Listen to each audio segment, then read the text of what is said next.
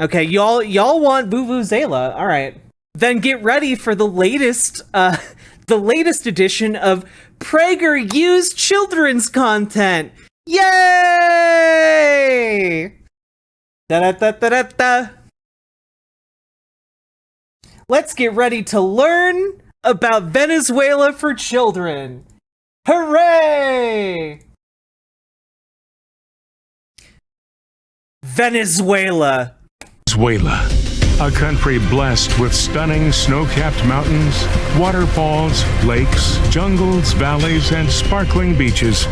Found at the northern tip of South America, Venezuela, rich with natural resources. Wait. I need to see. Literally in the video about Venezuela, they draw an arrow to the United States of America first. Holy shit.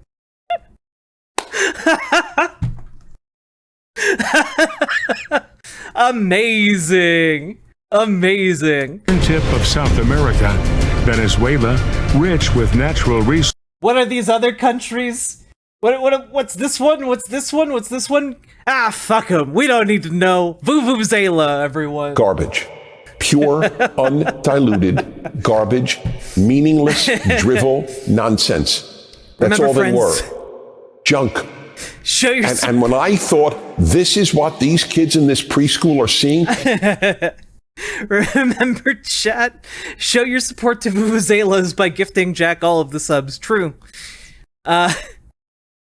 Sources like oil was once one of the wealthiest countries on the continent until the people were persuaded to vote for socialism. That's when everything changed. Oh no! Meet Vivi. She lives in Caracas with her mother and grandmother. Yeah, by the way, predicating an entire economy around one resource? What could go wrong, chat? It was definitely the socialism, not the entire economy dependent on oil and then suffering when oil prices go down. She loves to listen to music and dance, but her favorite hobby is making jewelry. Nice. She used to sell her pieces in the market, but now no one has any money for jewelry anymore. Vivi's father, Cesar, had to move to Miami, Florida, where he worked. Wait, but why, what is the correlation? What did socialism do to take all the money away? Works hard trying to earn enough money for both himself and his family in Caracas. They rely on the valuable American dollars he sends back to help pay for food and a place to live. Lita is Vivi's grandmother, and she remembers the more prosperous days of the 1960s and 70s. Venezuela was a country of hope and opportunity. But by the time Vivi's mother, Maria, was born... Wait, what was Venezuela like in the 1960s? Let's just take a look. Venezuela, 1960s. Let's take a look. Okay. History of Venezuela. Vuvuzela. Oh, Wikipedia just jumps over 20 years of history. Okay. Yes, the prosperous time of the prosperous time under the military dictatorship in Venezuela. It was so good. It was wonderful. An idyllic reality, really. Just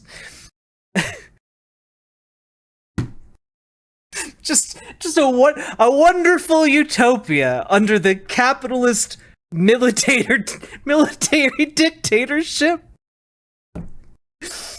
Yeah. Oh god. Okay, yeah, here we go. After the 1948 Venezuelan coup d'etat brought an end to the 3-year experiment in democracy, a triumvirate of military personnel controlled the government until 1952 when it held presidential elections. These were free enough to produce results unacceptable to the government, leading them to be falsified, and one of the 3 leaders, Marcos Perez Jimenez, assuming the presidency. His government was brought to an end by the 1958 Venezuelan coup d'etat, which saw the advent of democracy, with the transition government under Admiral Wolfgang Larrazabal in place until the December 1958 elections. Amazing. So basically, the transition to from the military dictatorship to democracy is the democracy is where Venezuela went wrong, according to PragerU. Cool. That is incredible.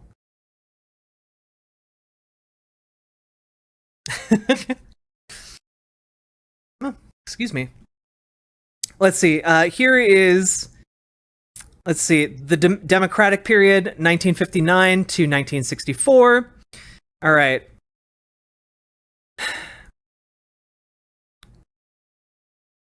Huh. Weird. The New Order had its opponents. In June of 1960, their president was injured in an assassination attempt led by the Dominican dictator Rafael Leonidas Trujillo.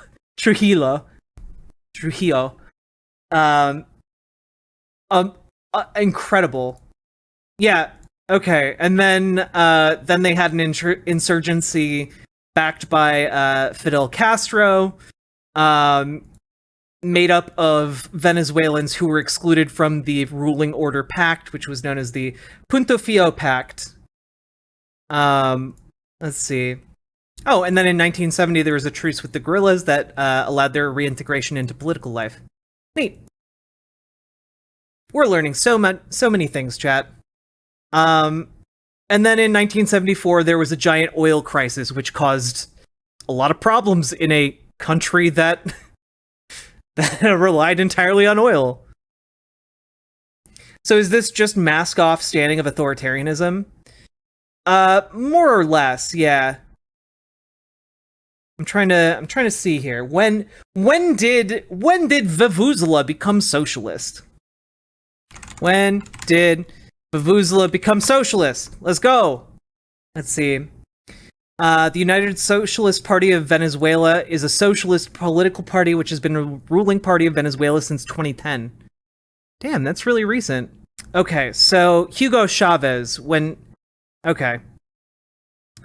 So when Hugo Chavez came into power is typically when a lot of people say it became socialist. So let's see here. Oh, okay. So he made an attempt on the... so Hugo Chavez was involved in the 1980s in a leftist paramilitary group called Movimiento Bolivariano? There we go. I can't talk today. My bad. Came to national prominence as the leader of a coup attempt in 1992. Although the attempt failed, before being imprisoned, Chavez was granted 1 minute on national television, during which he apologized for the loss of lives and called on his forces to cease fighting, but also defended his goals of reform and stated famously that he was putting down his weapons for now, implying that he might one day return. And this, for many, made him a heroic symbol of resistance to a disliked regime. Yeah, okay. So basically, when they're saying, price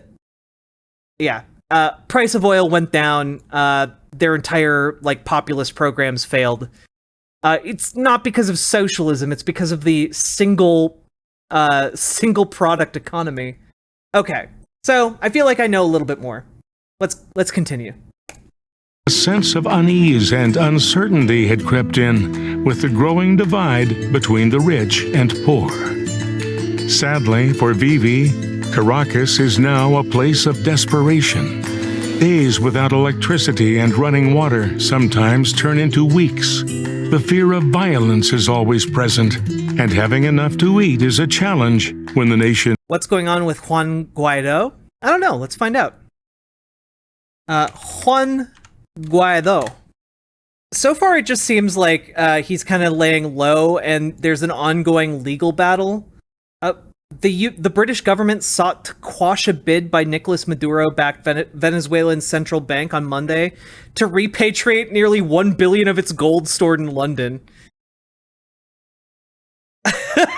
Okay, so basically the UK last week was like, hello, we now back Juan Guaido because Nicolas Maduro is trying to take $1 billion of Venezuelan gold out of London banks, and we can't have that. Yeah, Juan Guaido is the US backed candidate. You know, the one that was backed by like a really comically bad insurgency. By like there. Do you guys remember this? Do any of you remember this? The attempt to overthrow the Venezuelan government. Mark King, thank you for the 25 gifted subs. Holy shit! That is incredibly generous of you. Thank you very, very much. Holy moly. Venezuela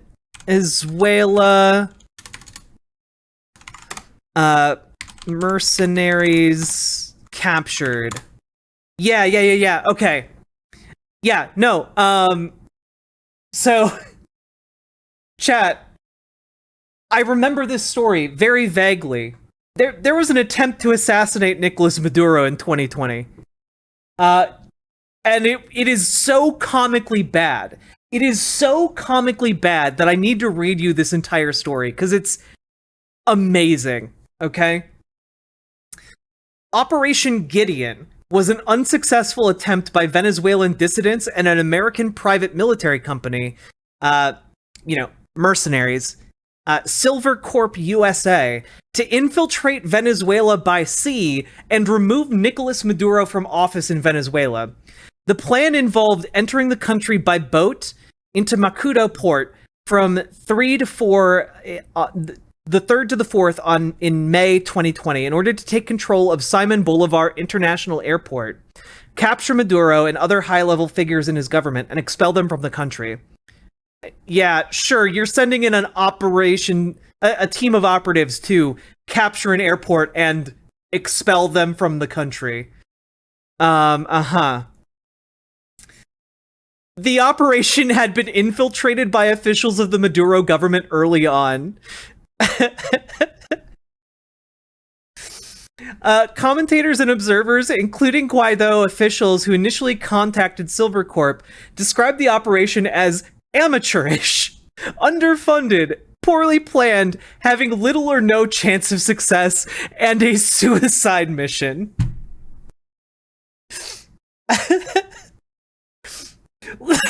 Literally, Juan Guaido's officials were like, yeah, this ain't gonna work. This won't fly, guys. And then they did it anyway.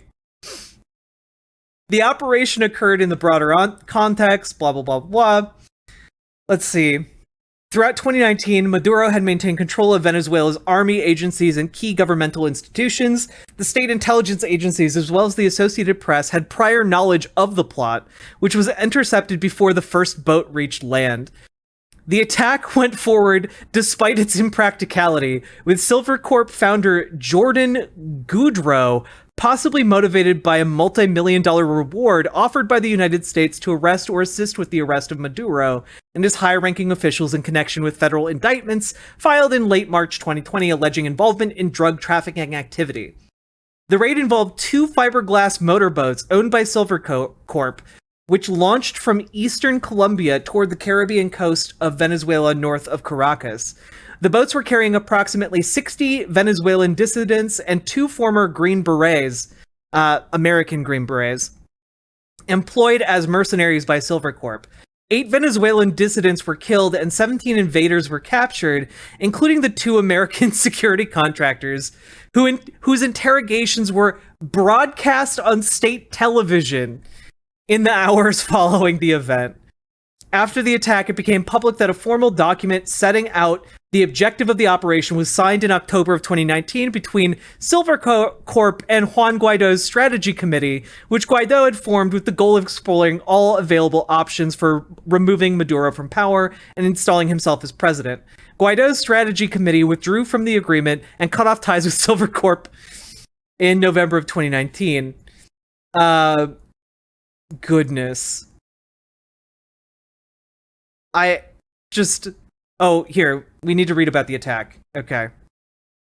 An initial fight in the early morning on the 3rd of May involved the first boat and the Venezuelan Navy. Goudreau said the second boat yet to arrive at Venezuela was running low on fuel at this point, but that refueling boats were sent from Aruba to help with the incursion force.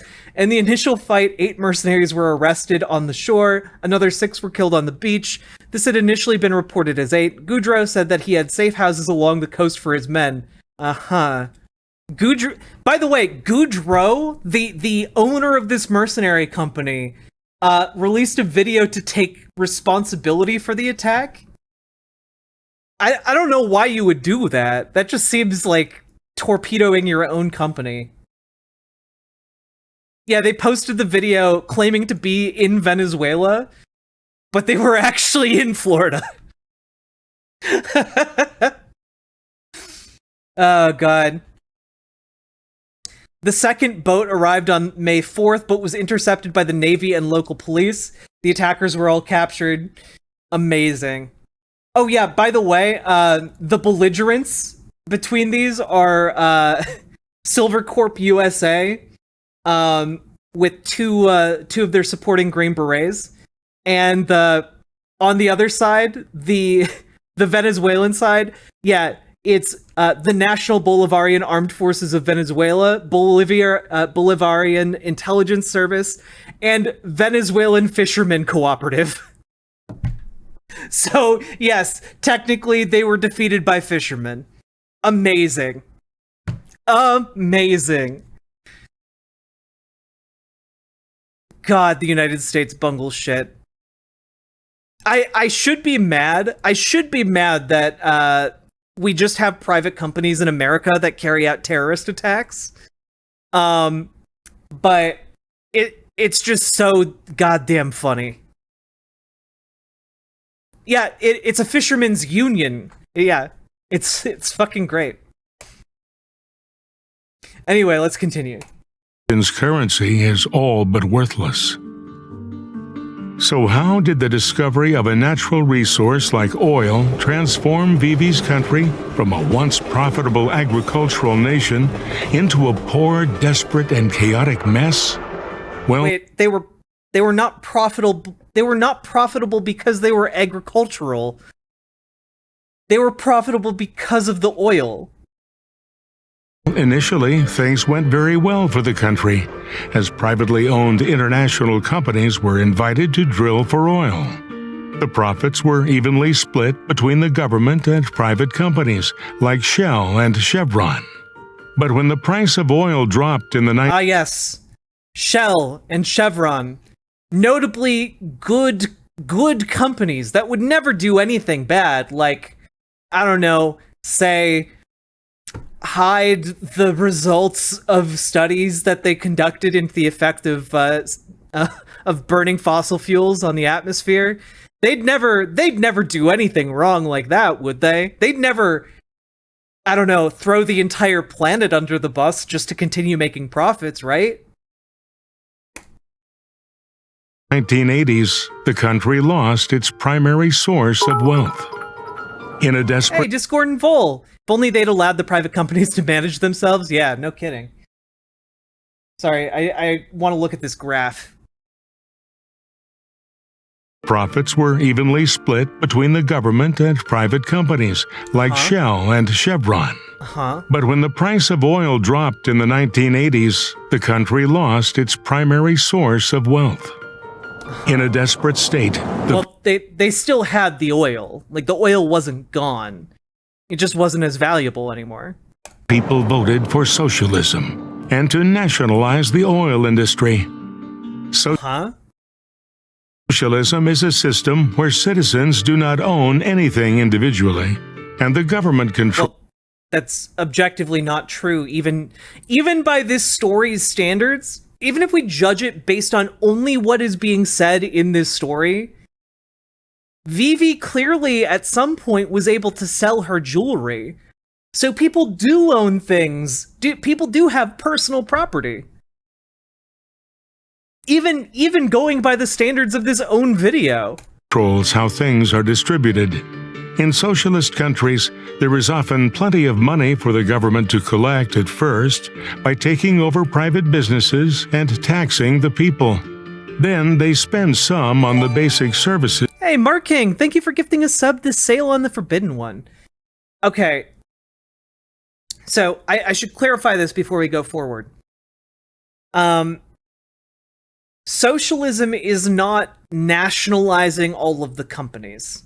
Socialism is, for example, nationalizing critical resources, like, say, resources that are critical to the wealth of the state, for example, or nationalizing companies that aren't actually competing with anyone. Like, say, if there's only one power plant that is supplying you with energy, that's like nationalizing that power plant and making it owned by the government would make sense because it's not competing with anyone to set its prices. It's an inelastic market. So socialism is not everything is nationalized. Socialism is workers owning the means of production and the decommodification of things that people need to live in a modern society, or at least working towards that goal. Yeah, like medicine or housing would be other examples of inelastic markets. Let's see, no one seems to be covering this. What are your thoughts on John Shaft, a transgender who was gunned down by police because they thought he was reaching during a traffic stop? It's messed up. Can you please give the situation some light? I can. Don't see anything about that. Thank you, though. Let's see. So I'm just trying to say, like, socialism is when workers own the means of production. At bare minimum. Not nationalizing industries. Guess what? The United States has also nationalized industries. Did you guys know that? We have the Defense Production Act.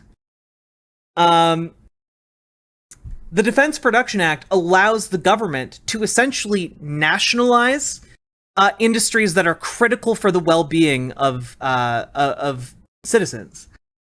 During World War II, the Defense Production Act was used essentially to take control, to have the state come in, take control of auto manufacturing factories, and transition them to manufacturing war material.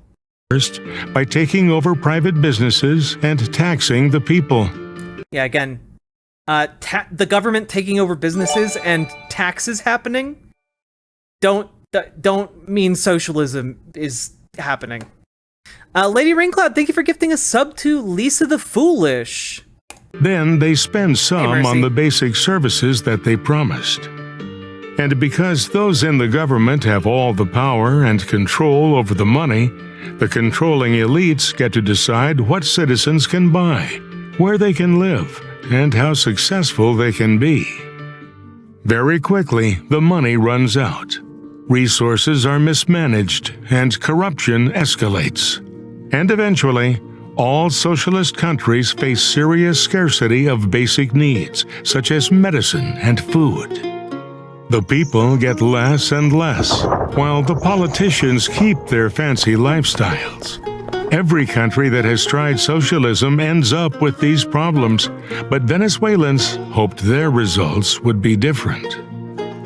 Under socialism, the people of Venezuela were promised reforms that would fight inequality and lift them out of poverty.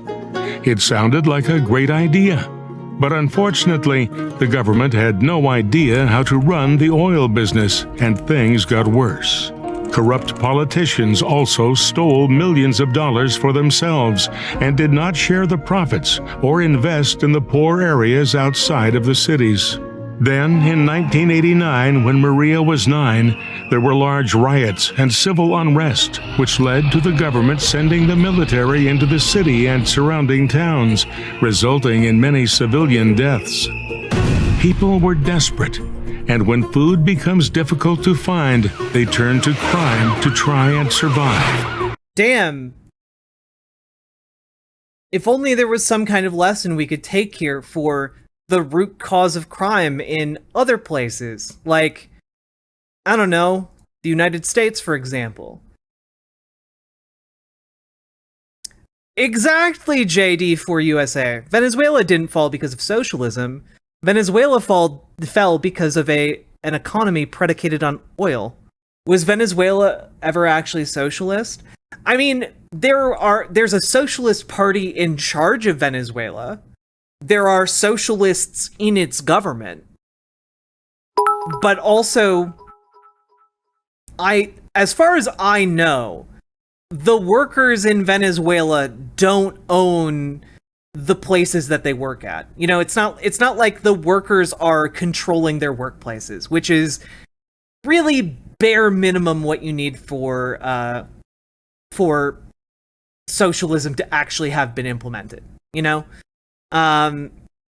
So what they seem to have is more some nationalized industries that are then used to fund a social welfare net. And when those nationalized industries experience economic downturns because of global capitalism, shit hits the fan for their social safety net. After this troubling time, private oil companies were invited back, which helped the economy and created more jobs, but the government remained corrupt. Wait. What? To crime to try and survive. After this troubling time, private oil companies were invited back, which helped the economy and created more jobs, but the government... I don't think that's true. Yeah, Venezuela has the world's largest known oil reserves and is the world's leading exporter of oil, or one of them. But basically, because of the discovery of oil and how valuable oil has became, their oil industry rapidly developed and left behind their cocoa and coffee industries, which also I don't know, the working conditions in those fields are not exactly great. Yeah, it's I don't know. A lot of this comes back down to the price of oil for Venezuela. Their main struggle going forward is going to be diversifying their economy. You'd think they'd be much richer than they are now, but they can't be because of sanctions and being under the boot of stronger countries. Well, and part of it is because of the economic downturns. I mean, guys, here's a pro tip. Here's how capitalism works, okay? Capitalism is predicated on a series of booms and busts, all right? We've had big economic booms, followed by big economic busts. And what ends up happening when there's this boom-bust cycle is that money gets concentrated into the hands of a few people. And those people then, or at least a good portion of them, hold on to their money, and they become what we call liquid when the economy busts. They sell their assets towards the height of the market, and then they wait for the essentially the market to crash. And when the market crashes and hits rock bottom, that's when capitalists come in and they use all of that money that they've made from the labor of other people to buy up resources, land, rights to build things, etc., causing another boom. So this basically leads to the concentration of wealth into fewer hands every cycle. That's basically what ends up happening. And so what they're discussing here in this Venezuela video is essentially the market experiencing a boom and then a bust. And when the market busts on a country that is essentially, sorry, not going to explain why I started laughing. Essentially, it's a boom bust on a country level. So foreign capital then comes in to a country like Venezuela that is undergoing extreme economic turmoil, and then buys up a lot of the resources, or even negotiates with the government to get extremely beneficial agreements with them for a song. So it's this ability to then claim ever more capital on a global scale that makes capitalism a system that is forever concentrating wealth into fewer and fewer hands. And that's what this video explicitly shows. The oil companies were nationalized, and then, after the economic downturn, look, a bunch of foreign companies invested in the country again, and now there are jobs and everything's great. Until there's another bust, and the cycle continues. Remained corrupt.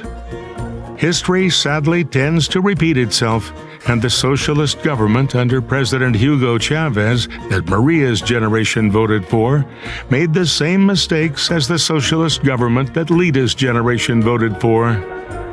Chavez was elected president in the late 1990s, and he promised to end corruption, provide free health care and food, and build free housing for the poor people living in the shanty towns that covered the hillsides around Caracas.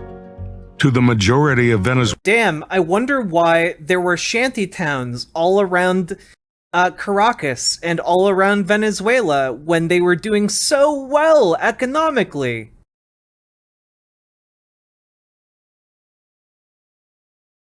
Venezuelans like Maria, these promises sounded too good to be true. 30-day ban. Unfortunately, it was too good to be true, because everything the government offered for free was actually very costly in different ways. When the price of oil crashed again, Chavez was desperate to keep spending money on his free programs. Damn, it's almost like the problem here isn't the socialist safety net. It's almost like the problem is the economy being predicated on one natural resource.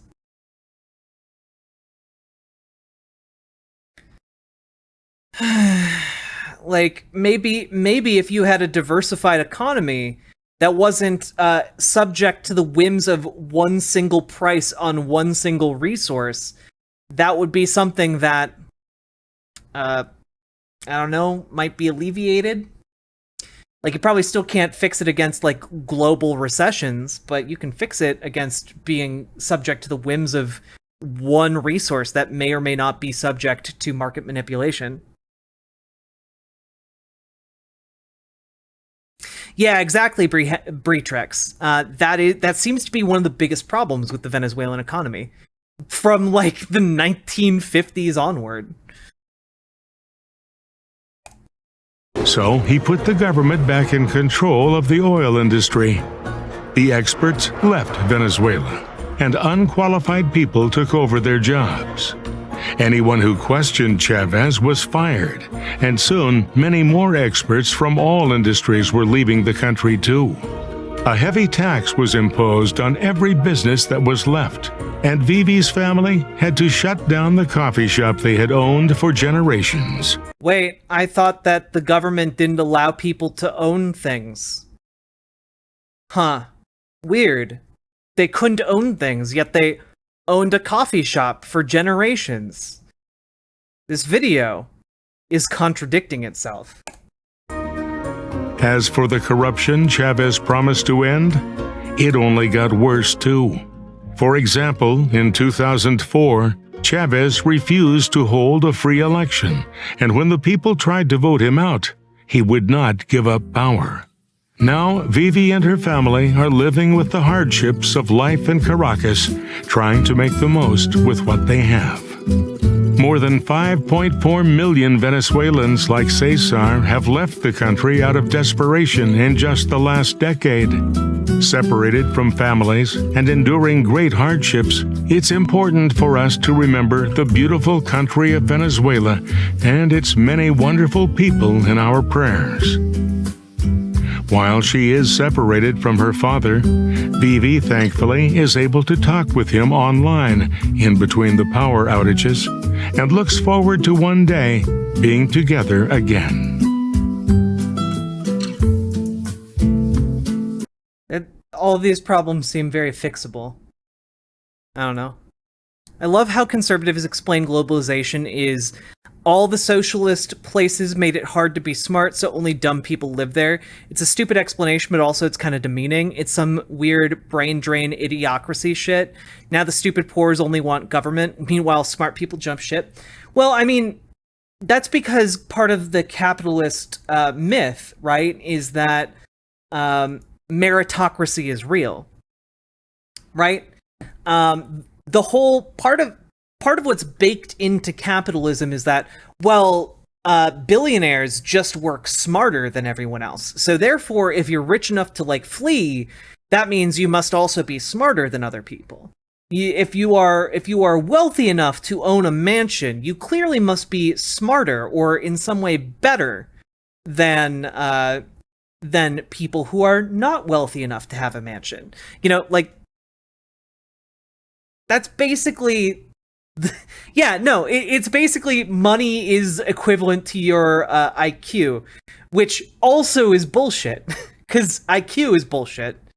It's also racist and colonialist. Well, that's all, like, race and colonialism are baked together with capitalism as well, right? Like, one of the big reasons we got race as a construct is as a direct result of the transatlantic slave trade, which is largely correlated with like the codification of capitalism, right?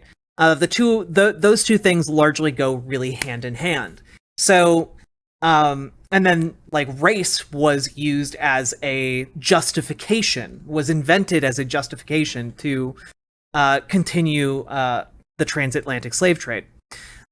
So, and like then money and like capitalism is baked into the ever-growing needs, the ever-growing market requires there to be places that it expands to, and that is essentially colonialism, right? Like, colonialism is the expansion of capitalism beyond its original borders. Good night, Entrama. I also love the idea that businesses were so nice to Venezuela, no exploitation, they weren't evil. Profits are split evenly out of benevolence. Yeah, no, yeah.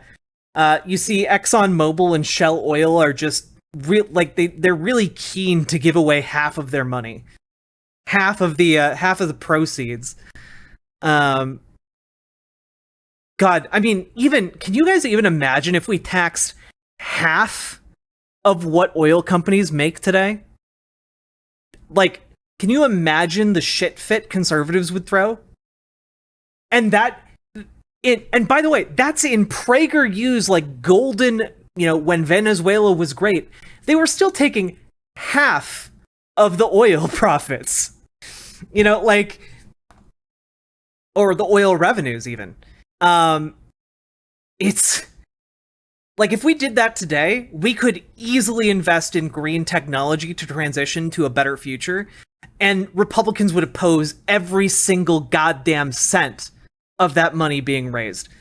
PragerU would oppose every single attempt to tax oil companies in the way that they are portraying was good. We would have a blossoming safety net. Yeah, we'd be able to save the planet for our great grandkids. Wouldn't that be nice?